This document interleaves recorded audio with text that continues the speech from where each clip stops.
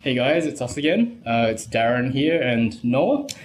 So today we're going to be talking about how we got started with our creative careers, as well as talking a little bit about what were we supposed to be? Yeah, work-life balance. That's right, work-life balance. Obviously, Noah and I are both at slightly different stages of our lives, but that's something that I think we get asked quite a bit. At least I do. Yeah. No, I get asked it pretty often too. All right, cool. Okay, so I suppose how did you get started? Because I remember we chatted about this a little bit before, and you were actually kind of going in a completely different direction. Yeah. From art. Yeah, I really wanted to be a programmer.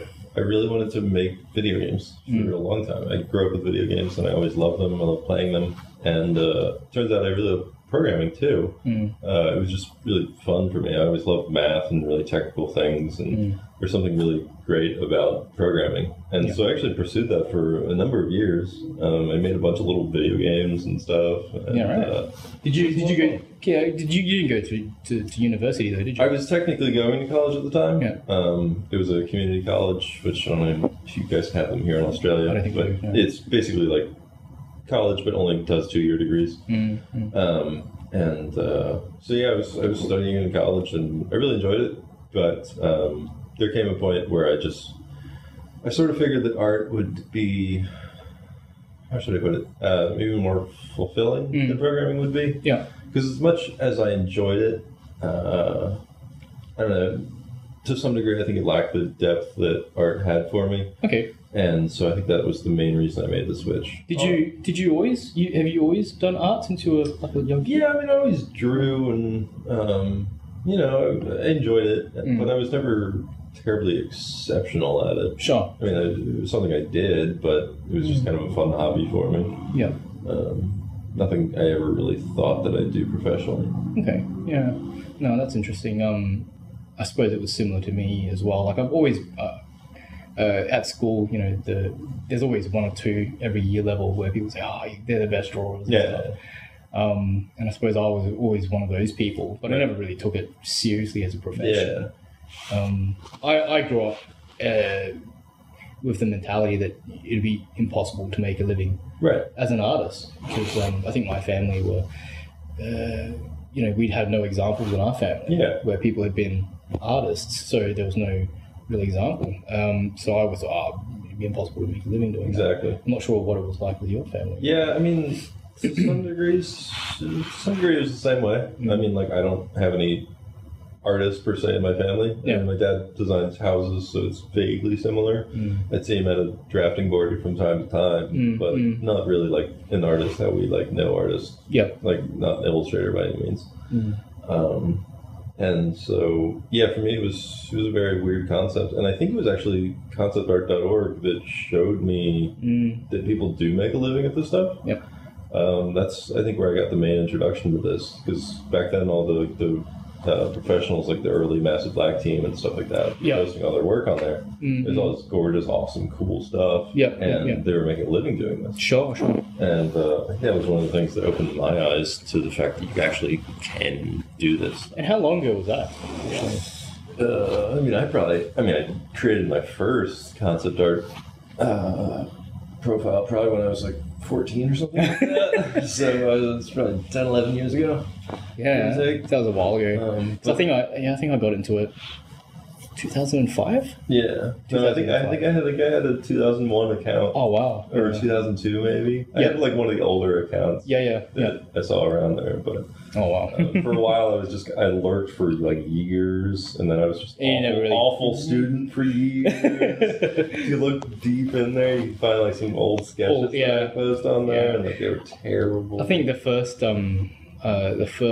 forum that I went to was CG Society, CG Talk. At the time. So if you look at, I think you can still find my Magic Man account there. And it was just like, I've had a look at it recently, and I'm like, this really isn't very good work.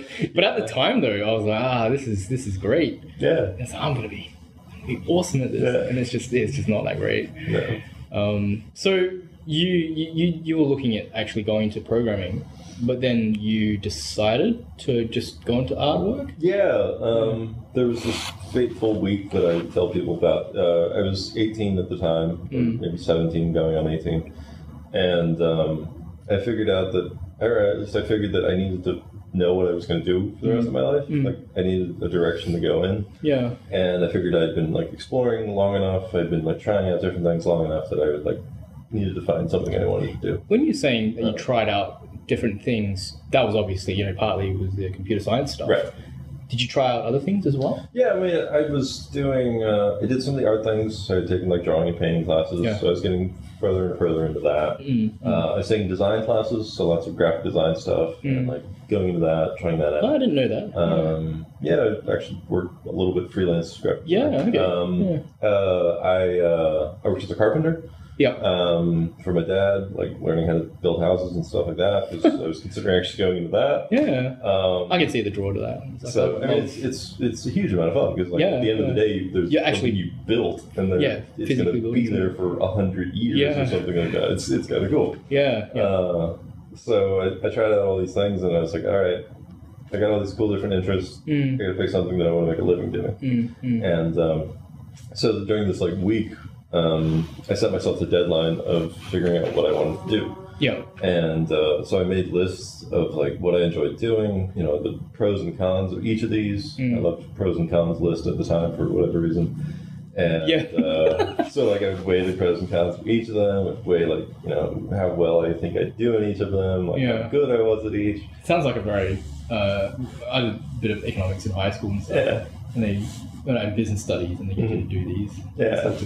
Pro-economists all the time. Exactly. So it's basically that for a solid week, and like really just sitting around thinking about it, like, all right, what do I want to do, and what do I want to spend the rest of my life doing? And at the end of it, I figured art of some kind was going to be what I wanted to do. Yeah. Looking back, I probably could have been happy doing any of them.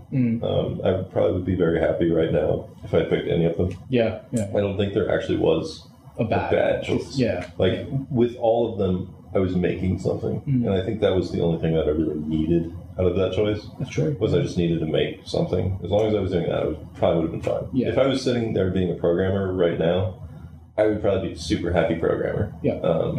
Well, it's sort of, I suppose it's how you are now. You know, we were discussing before at lunch how it almost seems you're less and less a freelancer these days, and more, you know, as much as I hate the term, it's a bit wanky, you know, entrepreneur, but it does seem that way. You know, you're going out to create more things. And I think I'm very much this same sort of way. It doesn't necessarily have to be, you know, sitting out and drawing monsters all day. I mean, as much as I enjoy doing that, I'd have to say that, you know, developing, say, the Nomad, for instance, that's been just as much fun for me going in that sort of direction. Yeah, I mean, I totally agree, because it's like doing the online teaching stuff and what I've been doing and whatnot, and like all the other work, it's a lot of fun for me. Yeah. And like you have to break through the stigma that a lot of artists have of like doing work that isn't necessarily art, like straight up drawing, painting. But once like you get past that, that's purist sort of thing. And once you get past that, you realize that creating is creating. Yeah. And as long as you're like really enjoying it, putting yourself into it, it's really a good thing to do. Yeah, I think I like to think of you know, what you're talking about, like programming and graphic design. That's all just different outlets,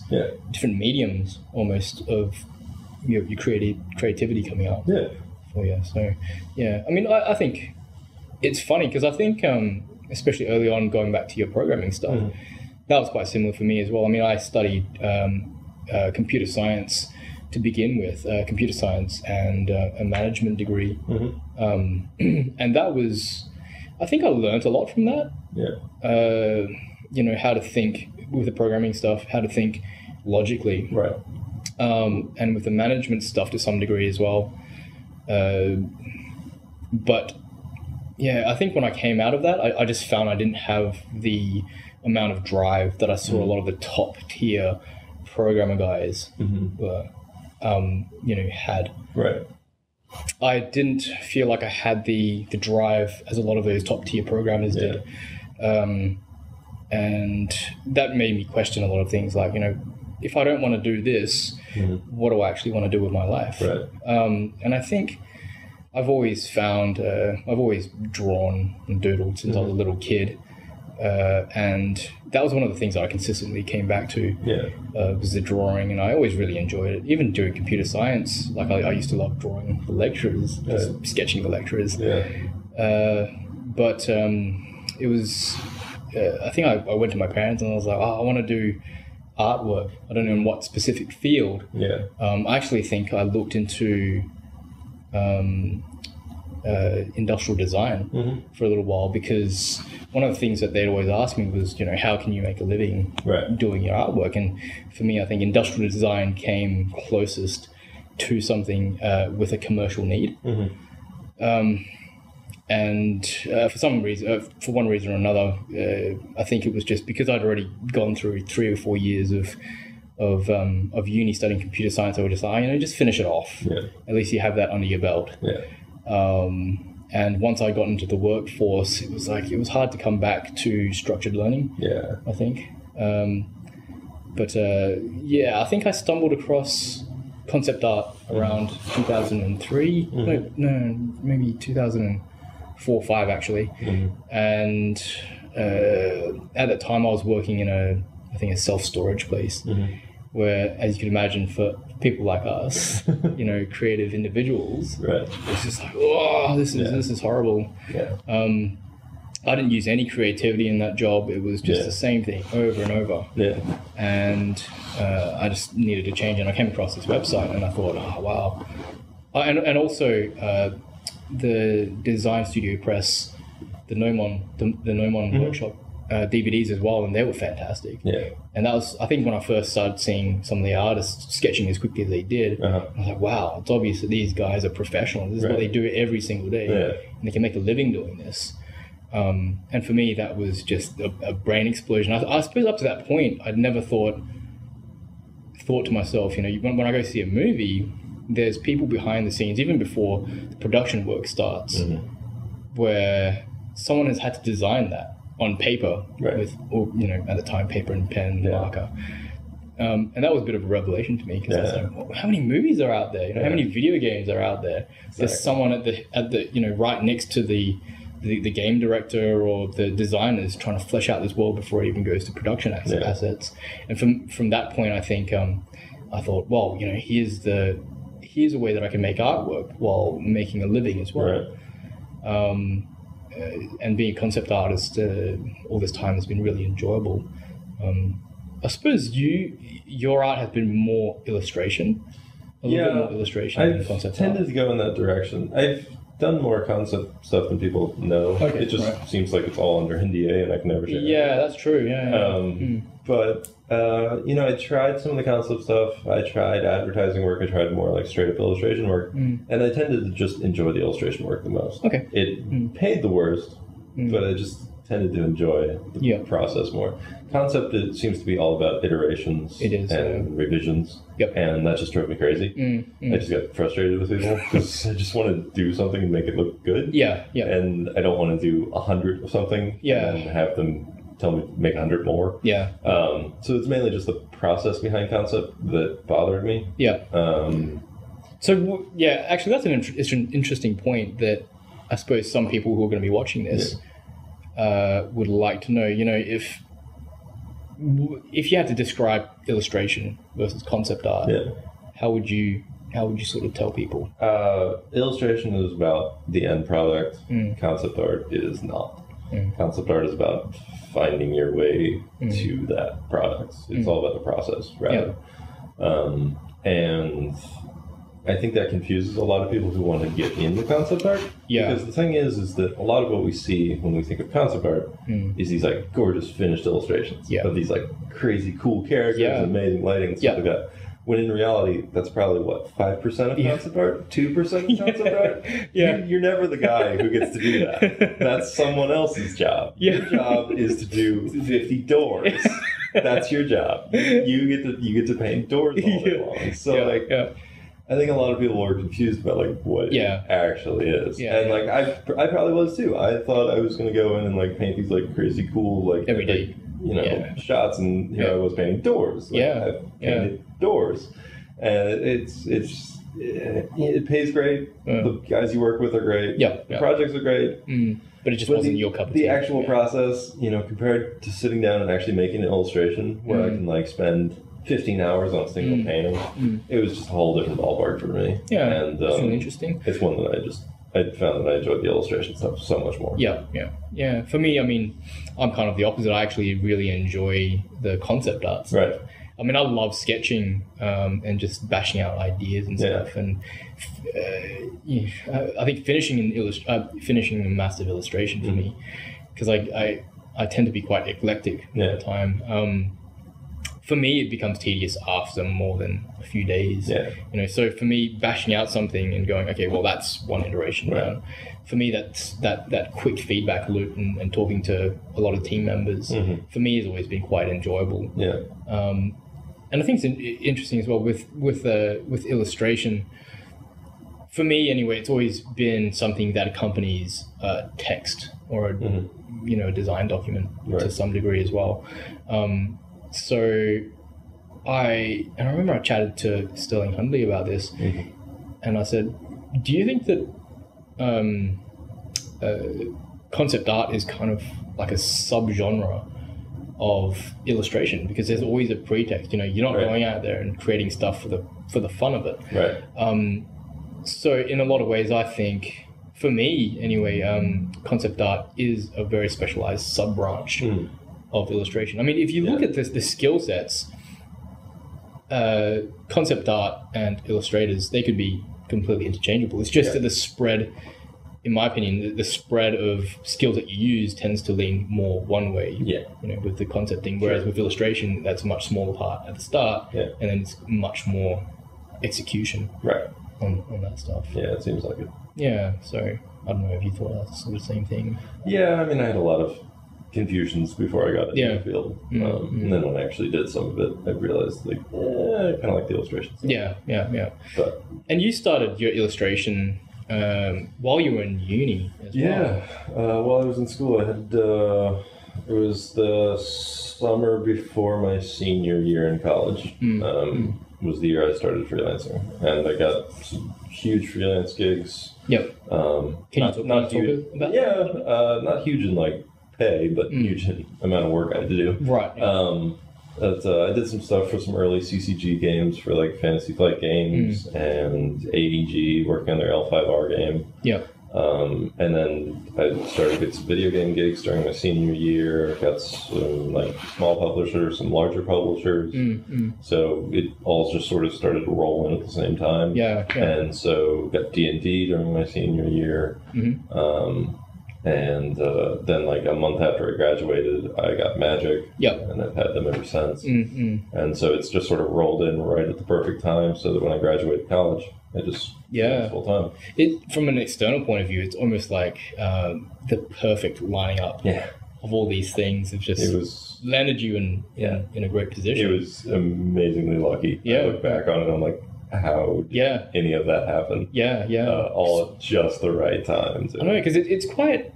I don't know. For most people that you talk to who are trying to get into the field, that stuff sometimes doesn't happen for years. Oh no! Most of the time, it even doesn't happen. Like it's not uncommon for it to take 5 to 7 years to get a stable amount of money coming in, and like for whatever reason, I got lucky and. Right out of school, it was coming in.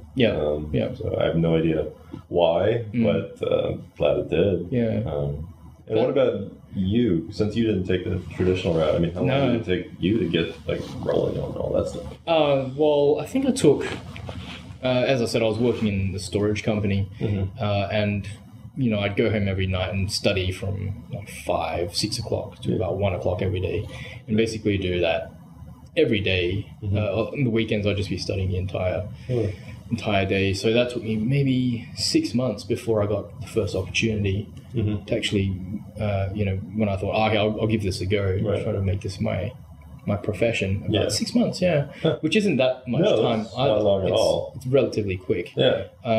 And this was in Adelaide, which is a very small population. There's only a few million people there. So there aren't that many video game companies, not very many VFX companies, and not very many creative companies that you can apply that trade to. but I managed to.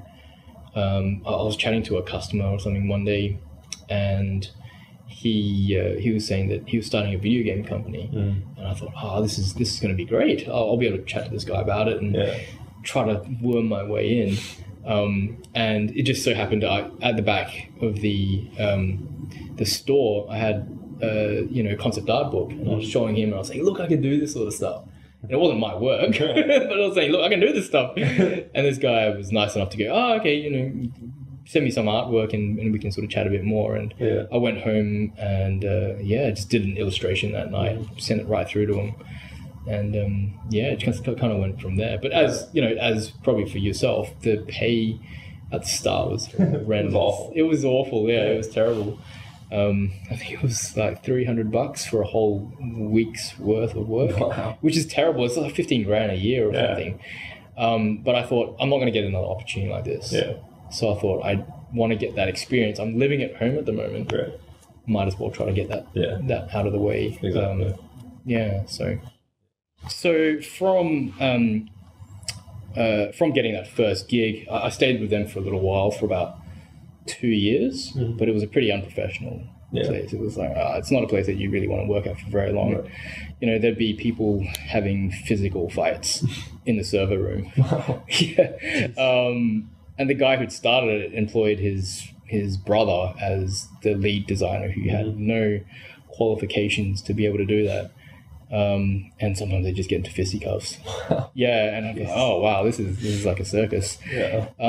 But so once that company shut down, not that long after that, after a couple of years, I did a little bit of work for other companies, and then went to Perth to be an art director at a video game company. That kind of imploded as well after a couple of years. Then I was brought down to Melbourne to be a senior concept artist for another video game company. And that company went bust after 6 months. Jeez. It's like every company that I went to would go bust within 6 months. And it wasn't a reflection on me. It was just the economic climate at that time. It was really all over the place. I think once I moved here and that company shut down, that's when I decided to go a bit more freelance. That was after about 5 years being a fairly senior guy in the games industry. And I started thinking ahead and thinking, well, if I've got a family in that, I didn't have a family at the time, but when I eventually have a family, do I want to keep chasing jobs to other countries, to other states? And I thought that'd be really crappy on my family. Some people enjoy doing that, and that's fine. Yeah. But I think I'm the sort of person that likes to kind of put roots down a little bit. So the freelance route for me started to make a bit more sense. Yeah. And that went pretty well relatively quickly. Like I'd tried a little bit of freelance before then, once or twice. Never really took in between jobs. Yeah. So, but this third time it did take, and I landed a relatively large client within, I think the weekend after this other company shut down. And that allowed me to go for quite a while and find my bearings and all my work processes and that. Right. So yeah. So how about yourself? Like when you went freelance, then you started to go a bit more entrepreneurial. Yeah. Developing your stuff. Do you want to talk about some of that? Yeah, I sort of accidentally did that. I seem to accidentally do a lot of it. I didn't even intend to be freelance. I wanted to be like in-house or okay. Yeah. But then I started freelancing and I was like, well, this is cool. It's pretty enjoyable. Well, I guess if I'm getting enough work, I'll just keep doing this. Yeah. And then it sort of happened the same way with the entrepreneurial stuff. I never really considered myself terribly entrepreneurial. But I guess the first like non-straight up art thing that I made money on was I recorded a few of like my demo videos of like doing different paintings or sketches and stuff like that, and I put them up there for like $5 a piece. Yep. They're like $5 PayPal, done. You get the link. Yep. There you go. They're still up there actually. Right. Sure. And I sold a few. Like, not a ton. I wasn't, like, rolling in cash all of a sudden. But, like, I sold a few. And I was like, hey, I have, like, $20 in my account now. Yeah. This is awesome. Yeah. And even though the numbers were inconsequential. Basically, there's something about it. I was like, wow, this is awesome. Like, I made money off of these like sketches that I did for myself. Yeah. I was like, well, that's cool. And that was after you'd been freelancing for a while, so your name was being built up. I'd been freelancing for a year or two at that point. Okay, yeah. So you still weren't really, because you're quite well known now. Right. I wasn't super well known. I had a start of a fan base at the point, but not huge by any means. But, I'd put out some free videos online. People really enjoyed them. So I was like, all right, I know how to like narrate a video. I know how to demo. So I was like, all right, I can do this. Yep. And they were pretty well received in general. People liked them.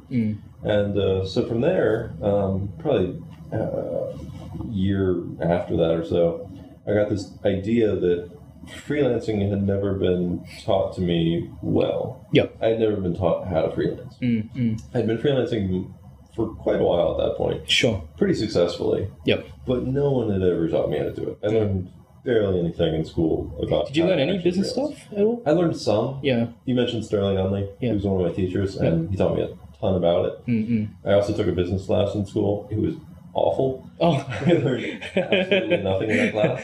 Yeah. And that's what I heard from most people, is that they learned nothing about how to actually freelance. Yeah. And the thing is that Sterling, for instance, he taught me a lot. He's a fantastic teacher. But the thing is that he had started his career 15 years before. Yep.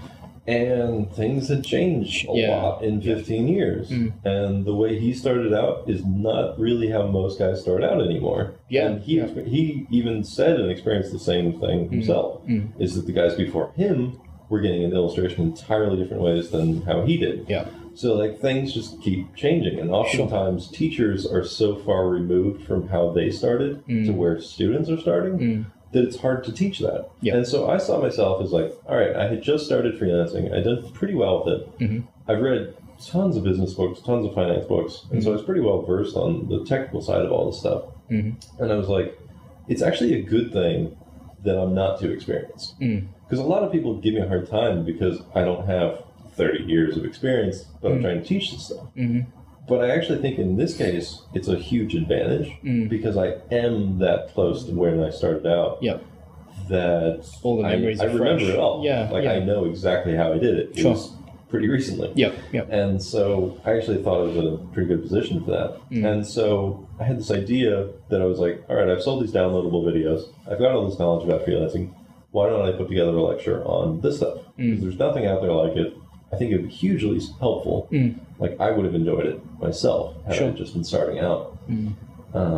And so I started writing it, putting it together. It took me probably 2 or 3 months on the side of actually like writing it and then recording it, producing it, putting out the video, doing all the That's quite a long time as well, yeah. Yeah, I mean, it took me a long time to write it. A lot of people don't seem to understand that. They think that I like booted up my computer and recorded it for 5 hours and uploaded it, and then I was done. Yeah. That's what most people assume. Yeah, well, I mean, the recording is quite consistent across the whole thing. Yeah. So it's not like it's just the voice levels aren't all over the place. Yeah, the reality of the recording is that it actually took about 25 hours, just the recording. Yeah, wow. And then the writing took much longer. Yeah. Like that was 25 hours after I'd written pretty darn extensive thing. And it's funny because when you're writing the script, it evolves over time. As you're talking and you're going, that just doesn't sound right. Yeah. You got to record it again, again and again. So it's an exhausting process. But I put that thing out there and it did well. Yeah. I was like, oh wow, I can make decent money off of something that's not necessarily paying. And did you start to see that as almost like diversifying your income? Oh, hugely. Yeah. All of a sudden, I knew that there was this thing that would sell from time to time and would help to balance out those extreme waves I was experiencing with freelancing. Which is quite, I mean, it's getting a bit more prevalent these days where people are doing that sort of thing. But I think around the time when you were doing it, there weren't a huge amount of artists, developing products outside of that? No. Outside of their freelance work? I mean, there was some. There was the Gnomon stuff. There was the Massive Black stuff. Yeah. But aside from that, there was a few others here and there. But they tend to be, I mean, for me anyway, those tend to be a bit more companies. Right. Well, I'm talking about like individuals. Yeah. Individuals, it was rare because people didn't think they could do it, or they shouldn't do it, or something like that. Well, I mean, I haven't found out until recently that it's actually, the entry point is actually not that high. No. You just need to buy a decent microphone. Yeah. Get used to talking onto the microphone and recording yourself, sometimes in video, like we are now. Yeah. And suddenly, all these possibilities open up that, it really isn't that difficult to do. No, the barrier of entry is almost non-existent at this point. Yeah. So creating this stuff for yourself, it really doesn't require money or time investment or really much of anything. It just requires you to actually do it. Sure. So and so I guess that's kind of how I transitioned into the more entrepreneurial stuff. But I mean, now it feels like that's almost the largest part of your I don't know, your income, or it's definitely shifted that way, somewhat accidentally, but it seemed to go that way. Sure. And there's just so much demand for it that I've sort of been dragged in that direction, and now I'm sort of trying to pull myself back into doing more, not necessarily freelance work, but more work for myself, more paintings for myself. And I think that's almost like the holy grail that a lot of people want, being able to buy more of that time back. Right. Because, I mean, I know I'm in a very different place from you, but it feels like a lot of the work that I have to do is for other people, and I enjoy it to a great degree, but it's still not your personal stuff. Right. And there is a certain amount of wanting to get back to that. Yeah. That you don't have. It's really important for me because, when I think about 20 years from now, am I going to look back on my work I've done and be like, oh yeah, there's that cool video game I worked on? Or am I going to be like, oh, here's this personal project that I spent 5 years of my own time on and it's mine. Yep. And it's everything I wanted it to be. Yep. I'd rather kind of personally spend time on that stuff if I can. And it just so happens that I can somehow manage to do that. Okay, so with all these different things that you're doing now, how is that? I'd like to talk a little bit more about the work-life balance, because obviously we're both at different places. Right. How has that affected your work-life balance? For the most part, it's good because I've still got the freedom of freelancing, which, as you know, is amazing. We were just saying before we went to lunch before this, and we were saying, being able to go for lunch and not have to rush back to the office, that's just the level of freedom that a lot of people need. It's incredible, and it's addictive too. It is.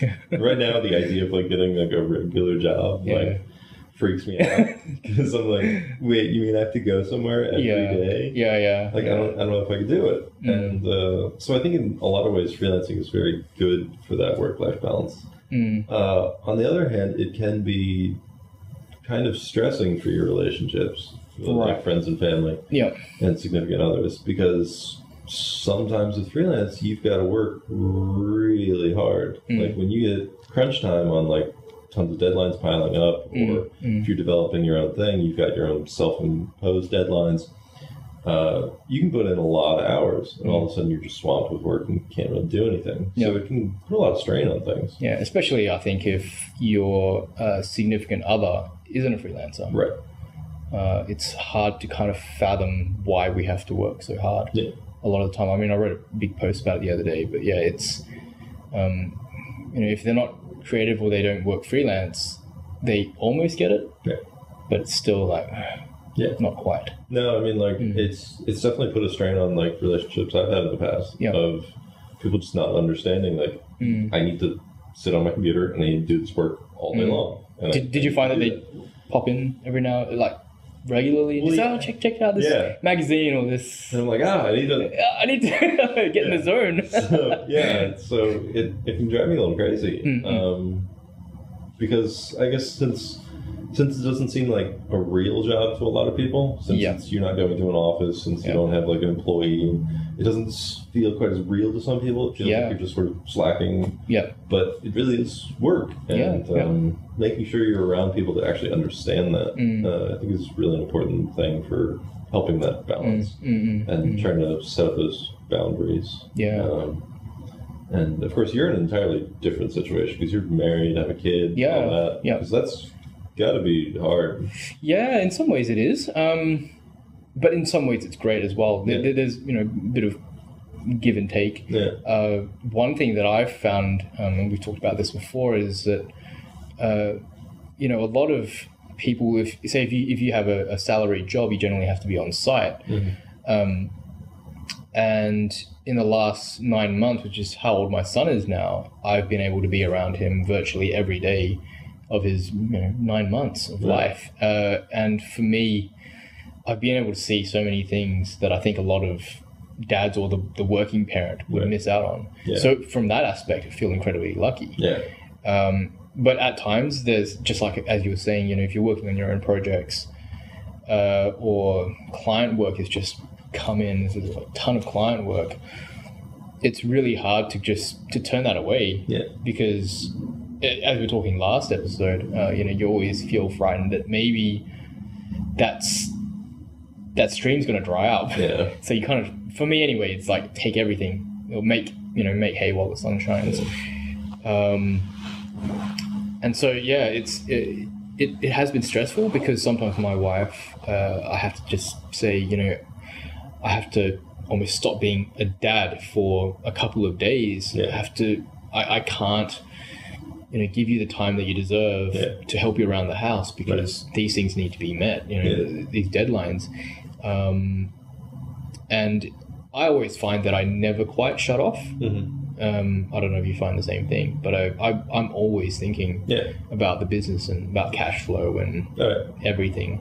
I don't think it's particularly stressful for me. I actually really enjoy it. Yeah. For me, it's just a big, complex game. Yeah. So that work-life balance, I think traditionally a lot of people think there's this clean split between the two. Whereas for me, the thing is just melting all the time. It's like melted cheese. It's all mixed in. Yeah. I'm not sure if you find it that way as well, but no, I definitely do. I mean, I know. Do you enjoy that? Oh yeah, yeah. Because I mean, for me, like, I love my work. I love what I do. What I spend my time doing. Yeah. And so that's part of the reason it does take up so much of my daily thoughts and stuff. I know some people do that complete split, where they're like have 8-hour office hours or whatever, and then when they're not working, they're not working. Yeah. Whereas like I may not be like drawing and painting all the time, but I'm definitely thinking about stuff. I'm thinking about projects. I'm thinking about how to run things. I'm thinking about new ideas for stuff, new ideas for paintings. It's always like running through my head.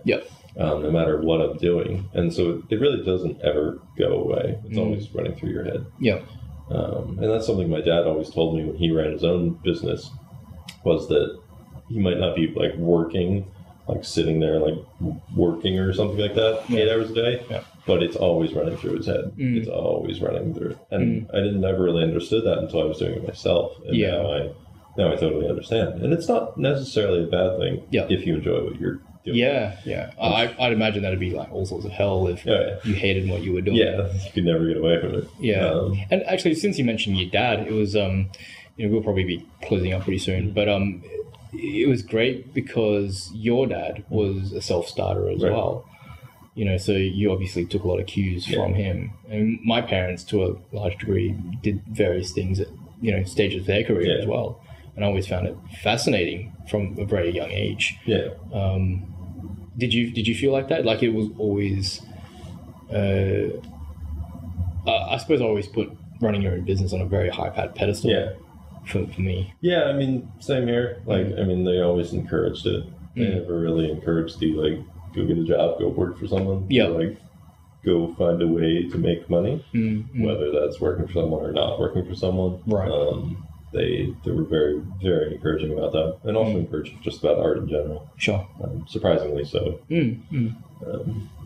Especially when they didn't have any clear examples of people making. They had no reason to be supportive whatsoever, but they still were. It's great. Definitely. But cool. Well, that's probably everything we needed for now. Okay, cool. So hopefully you can join us. Hopefully you enjoyed listening to some of that stuff today, and we'll join you for the third episode. which we will talk about. That was something cool. Yeah. Something really, really cool. The best episode ever. Yeah. Yeah, sure will. All right. See you guys later. See ya.